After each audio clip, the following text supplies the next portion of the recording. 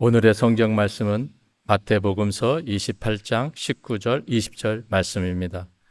그러므로 너희는 가서 모든 민족을 제자로 삼아서 아버지와 아들과 성령의 이름으로 세례를 주고 내가 너희에게 명령한 모든 것을 그들에게 가르쳐 지키게 하여라. 보아라, 내가 세상 끝날까지 항상 너희들과 함께 있을 것이다. 이 말씀은 살아계신 하나님의 말씀입니다. 사랑의 주님을 찬양합니다. 우리의 마음을 기쁘게 받아주시옵고 오늘 예배 가운데 함께 하시어 하나님의 말씀을 듣고 깨닫게 하시고 또 변화되는 놀라운 역사가 있게 하여 주옵소서. 예수님의 이름으로 기도합니다. 아멘. 여러분은 지금 인생을 살아오시면서 가장 기뻤던 순간이 언제이십니까? 아마 오래전에는 오랫동안 준비했었던 어떤 시험에 합격했을 때 아마 그때 마음이 굉장히 기뻤을 것이고, 또 어떤 분은 또 결혼할 때 별로 동의를 안 하시는 표정이시네요. 결혼할 때 굉장히 기뻤던 또 때가 있으셨고, 또 아니면 첫 아이가 태어났을 때 그 첫 아이의 모습을 보고 그 기쁨을 느끼신 분들, 또는 좀 병에서 오랫동안 어려움 당하다가 그 병이 회복되거나 치유되었을 때 아마 그럴 때 굉장히 많이 기쁨을 느끼셨을 것 같습니다. 여러분, 그렇다면 하나님께서 가장 기뻐하실 때는 언제일까요?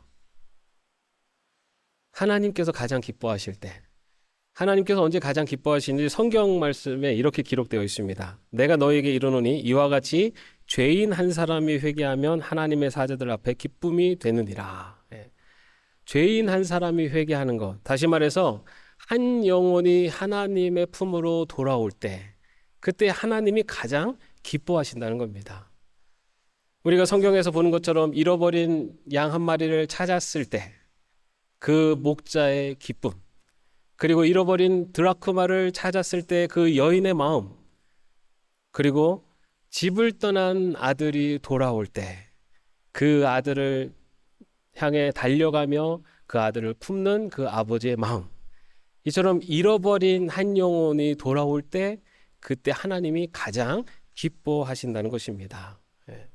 여러분, 우리가 지금까지 어떻게 살아왔든지 그것과 상관없이 여기 있는 여러분 한 분 한 분은요, 하나님께 가장 기쁨이 되었던 이유였다는 것을 믿으시기 바랍니다. 내가 하나님의 자녀로 돌아왔을 때, 내가 그때 하나님이 가장 기뻐하셨습니다. 그렇다면 여러분, 우리 교회가 해야 될 일이 무엇일까요? 하나님이 가장 기뻐하시는 일을 하는 것이 우리 교회 아니면 성도가 되어야 되지 않겠습니까? 잃어버린 한 영혼을 찾는 것, 바로 그것이 교회가 해야 되는 일이고 성도가 해야 되는 사명입니다. 바로 그 사명이 오늘 우리가 함께 다룰 선교입니다. 잃어버린 영혼을 찾는 것, 바로 이것이 교회에 주어진 마지막 사명, 선교입니다. 여러분, 선교의 사명을 갖고 이 땅에 오신 분이 바로 우리 예수님이십니다. 요한복음 20장 21절 말씀에 보면은 아버지께서 나를 보내신 것 같이 라고 기록하고 있어요. 다시 말해 하나님께서 예수님을 이 땅에 보내셨다는 겁니다. 보냄을 받은 선교사로 바로 우리 예수님이 이 땅에 오셨습니다. 여러분, 구약의 말씀에 보면은 선교사가 없습니다. 왕, 제사장, 선지자는 등장하지만 선교사는 없어요. 왜냐하면 구약에서는 하나님께서 이스라엘 백성을 하나님의 백성으로 선택을 하셨습니다. 그리고 제사장이나 왕이나 선지자를 통해서 하나님의 백성으로서 어떻게 살아야 되는지를 말씀해 주셨어요. 그러나 예수님은 이 한 민족을 넘어서서 모든 인류를 구원하시기 위해서, 잃어버린 영혼들을 구원하시기 위해서 이 땅에 오셨습니다. 다시 말해서 하나님께서 바로 보내신 선교사가 바로 예수님이십니다. 바로 이런 의미에서 예수님은 하나님의 첫 번째 선교사다라고도 말할 수가 있습니다. 예수님의 성육신을 통해서 이 하나님의 선교가 시작을 합니다. 하나님은 독생자이신 예수님을 이 땅을 구원하시기 위해서 이 땅에 보내십니다. 그 예수님은 인간의 몸을 입고 이 땅에 오셨고, 그리고 바로 이 땅에 예수님이 오심으로써 하나님의 선교가 시작됩니다. 예수님께서 이 땅에 오신 목적을 성경에서는 이렇게 말합니다. 누가복음 19장 10절 말씀에 보면은 인자가 온 것은 잃어버린 사람을 찾아 구원하려는 것이다. 예수님께서 이 땅에 오신 이유를 분명하게 말하고 있습니다. 잃어버린 자를 찾아 구원하기 위해서 오셨다라고 말씀하십니다. 잃어버린 자, 다시 말해서 죄로 인해서 멸망을 향해 가는 자들을 구원하시기 위해서 이 땅에 오셨다라고 말씀하고 있습니다. 그런데 여러분, 예수님께서 그 구원을 이루시기 위해서 값을 치르셨습니다. 우리가 아는 것처럼 예수님께서 우리를 구원하시기 위해서 우리의 죄를 대신 지시고 십자가에 달려 죽으셨습니다. 그 과정에서 예수님은 온갖 고난과 고통을 당하셨습니다. 예수님은 그 고난과 고통을 받아야 될 아무런 이유가 없었지만 우리를 구원하시기 위해서, 우리를 잃어버린 한 영혼을 찾기 위해서 예수님은 고난을 당하셨고 십자가에 달려 죽으셨습니다. 이사야서 53장은 그 이유에 대해서 분명히 말합니다. 그가 찔린 것은 우리의 허물 때문이고 그가 상처를 받은 것은 우리의 악함 때문이다. 우리의 허물, 우리의 죄 때문에 예수님께서 대신 십자가를 지심으로 우리를 구원하시는 선교의 문을 여신 것입니다.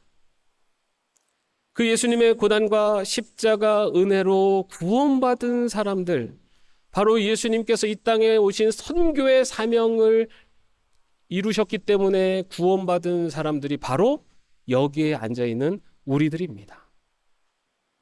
하나님의 선교사로 첫 번째 선교사로 오신 예수 그리스도의 그 고난과 십자가의 은혜로 바로 우리가 구원받은 하나님의 백성이 되었다는 것. 그것을 믿고 나아가는 것이 바로 선교의 사명의 첫 출발점이 됩니다. 예수님은 이렇게 하나님의 첫 번째 선교사로 이 땅에 오셔서 그 사역을 마무리하시고 떠나신 것이 아닙니다. 예수님은 그 선교의 사역을 제자들에게 맡기십니다. 오늘 우리가 읽은 본문의 말씀이 바로 그 예수님께서 선교의 사역을 제자들에게 맡기는 말씀입니다. 마태복음 28장 말씀 보면 나는 하늘과 땅의 모든 권세를 받았다. 그러므로 너희는 가서 모든 민족을 제자로 삼아서 아버지와 아들과 성령의 이름으로 세례를 주고 내가 너희에게 명령한 모든 것을 그들에게 가르쳐 지키게 하여라. 첫 번째 선교사로 이 땅에 오신 예수님께서는 그 선교의 사명을 바로 제자들에게 이어가도록 말씀하십니다. 선교의 사명을 맡기시면서 예수님께서 먼저 무엇이라고 말씀하시냐면 나는 하늘과 땅의 모든 권세를 받았다라고 말씀하십니다. 이 말씀처럼 예수님은 죽음을 이기시고 부활하셨을 뿐만 아니라 바람과 바다를 꾸짖으셔서 잠잠케 하시고 귀신을 명령하여서 쫓아내기도 하시며 죽은 나사로를 살리시기도 하시는 생명과 죽음, 천상과 지상의 모든 권세를 지니신 분이 우리 예수님이십니다. 그런데 이 말씀을 선교의 사명을 제자들에게 말씀하시면서 하신 이유는 선교는 인간의 능력과 인간의 힘으로 하는 것이 아니라 바로 주님의 권능과 권세를 의지하는 것이라는 것을 말씀하시는 것입니다. 여러분, 우리가 복음을 전할 때, 전도할 때 망설이는 이유가 뭡니까? 내가 잘할 수 있을까? 또는 내가 전한다고 통할까? 이런 마음의 두려움이 있기 때문에 전도가 주저하게 됩니다. 여러분, 그런데 복음을 전하는 것은 나의 능력으로 되는 것이 아닙니다. 오늘 분명히 예수님께서 선교의 사명을 말씀하시면서 내가 모든 권세를 받았다라는 말씀을 하신 이유, 그것은 바로 복음을 전하는 이 선교의 사명은 예수 그리스도의 권세와 능력을 의지해서 하는 것이라는 것을 먼저 말씀하신 것입니다. 여러분, 가정에서 믿지 않는 자녀들에게 복음을 전할 때 내가 저 아이들을 어떻게 설득할 수가 있을까? 내가 말해도 저 아이들이 들을까? 라고 하는 걱정으로 복음을 전하는 일을 두려워하지 마십시오. 전하십시오. 전하면 주의 능력이 그 자녀의 마음의 문을 열 줄로 믿습니다. 직장에서 동료들에게 믿음을 나눌 때 내가 유창하게 복음을 전하지 못하고 서툴러도 그들에게 복음을 전하십시오. 복음이 전해질 때 듣는 직장 동료들의 마음의 문이 열리게 될 줄로 믿습니다. 이웃에게 다가갈 때 내가 부족해 보여도 이웃에게 다가가 복음을 전하십시오. 그 마음의 문을 여시는 것은 바로 주님이시기 때문입니다. 바로 이런 주님의 권세, 주님의 능력을 믿고 우리에게 맡겨주신 이 선교의 사명을 감당할 수 있는 우리 모두가 되시기를 주님의 이름으로 축원합니다. 이어서 예수님께서는 이렇게 말씀하십니다. 그러므로 너희는 가서 모든 민족을 제자로 삼아라. 여러분, 우리는 복음을 전한다고 하면은 복음을 메시지를 제시하는 것 또는 교회로 전도 대상자를 데리고 오는 것만으로 생각을 합니다. 그런데 여러분, 오늘 예수님께서는 모든 민족을 제자로 삼으라 말씀하십니다. 선교의 끝은 바로 제자 삼는 데까지 나아가는 것입니다. 여러분, 예수님이 이 땅에 오셔서 공생애를 시작하시면서 12제자를 부르셨습니다. 예수님은 그 12제자들과 함께 하시면서 그들을 가르치시고 먹이기도 함께 먹고 동행하시면서 공생애 기간 동안 이들을 예수님의 제자로 훈련시키셨습니다. 여러분, 그런데 그 제자들의 면모를 한번 보십시오. 베드로 얼마나 성질이 급합니까? 다혈질이고 버럭버럭 화를 내기도 하는 그런 사람이었습니다. 도마는 어떻습니까? 얼마나 의심이 많습니까? 그뿐만 아니라 모든 제자들이 그 과정 성경에 보면은 흠결이 없는 제자가 없을 만큼 모두 제자로서의 자격이 참 부족한 모습을 보입니다. 그 중에서도 유다는 결국 그 스승 예수님을 배신하기까지 합니다. 그런데 예수님은 그들과 함께 하시면서 그들을 계속해서 가르치시고 그들과 함께 하시면서 그들을 계속해서 제자로 양육해 가십니다. 우리가 전도를 할 때 또 하나 두려워하는 이유 중에 하나는 전도하는 것까지는, 복음을 전하는 것까지는 어떻게 하겠는데 그 다음은 어떻게 해야지 라는 것 때문에 또 주저하기도 합니다. 여러분, 선교는 바로 복음을 전하여 제자에 이르기까지 인도하는 것이 선교입니다. 우리의 자녀들, 믿지 않는 자녀들을 예배 자리로 데려오게 하고 그들과 함께 말씀을 읽고 기도하는 자리를 가지십시오. 그리고 무엇보다 중요한 것은 내 자신이 그 말씀대로 살아가려고 하는 모습을 보여주어야 합니다. 지금 당장은 교회도 안 가려고 하고 부모 씨알도 안 먹힌 것처럼 보일지 몰라도 그렇게 꾸준히 포기하지 않고 복음을 전하고 내가 그리스도인으로 살아가는 모습을 부모가 보여줄 때 우리 자녀들의 마음의 문이 서서히 열리게 될 것입니다. 직장에서 복음을 전하는 데서 멈추는 것이 아니라 직장에서 내가 정직하고 성실하게 살아가는 모습을 보이십시오. 그럴 때 나의 그러한 모습을 보고 직장 동료들의 마음의 문이 열리게 될 것입니다. 이웃에게 친절하게 대하고 기회가 있을 때마다 교회로 초대하십시오. 그러나 그것보다 더 중요한 것은 변함없는 모습으로 사랑으로 베푸는 모습, 바로 그러한 모습을 보여줄 때 바로 우리의 이웃들의 마음의 문이 열리게 됩니다. 여러분, 그렇기 때문에 전도하는 것, 한 영혼을 구원하는 것이 결코 쉽지 않습니다. 그렇기 때문에 내 힘과 내 능력으로만 할 수가 없는 것입니다. 그래서 예수님은 주님의 권세와 능력을 의지하여 선교의 사명을 감당하라 라고 말씀하시는 것입니다. 바울은 고린도전서 4장 15절에서요. 그리스도 예수 안에서 복음으로 내가 여러분을 낳았습니다 라고 증거합니다. 여러분, 한 영혼을 구원하는 일이 출산하는 것과 같다라고 얘기하고 있습니다. 여러분, 아기 낳아보셨죠? 예, 우리 남자분들은 안 낳아보셔가지고 잘 모르시면 군대 얘기하면 또 통하더라고요. 군대에서 고생하셨죠. 예. 여러분, 한 영혼을 구원하는 것이 출산하는 것, 그리고 출산하는 것뿐만 아니라 그 아이를 양육하는 것과 같다라고 그렇게 이야기를 합니다.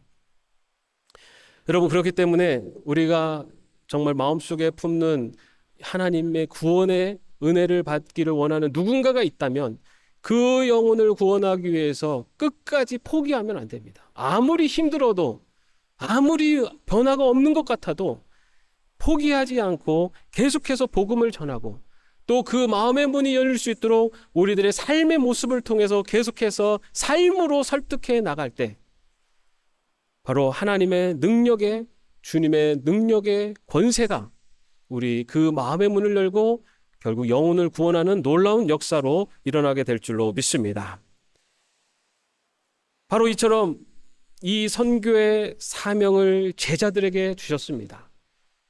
그런데 여러분, 이 제자들을 통하여서 이 땅에 세워진 것이 바로 교회입니다.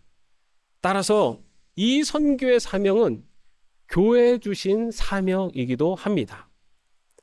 오늘날 교회로 이루고 있는 우리 한 사람 한 사람에게 주어진 사명이 바로 이 선교의 사명입니다. 그렇기 때문에 우리는 우리의 삶의 자리에서 작은 선교사로 살아가야 하는 것입니다.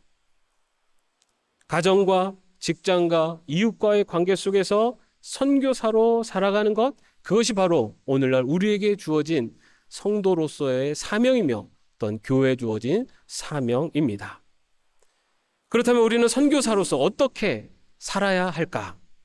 사도행전 1장 8절은 이렇게 이야기합니다. 성령이 너에게 내리시면 너희는 능력을 받고 예루살렘과 온 유대와 사마리아에서 그리고 마침내 땅끝에까지 이르러 내 증인이 될 것이다.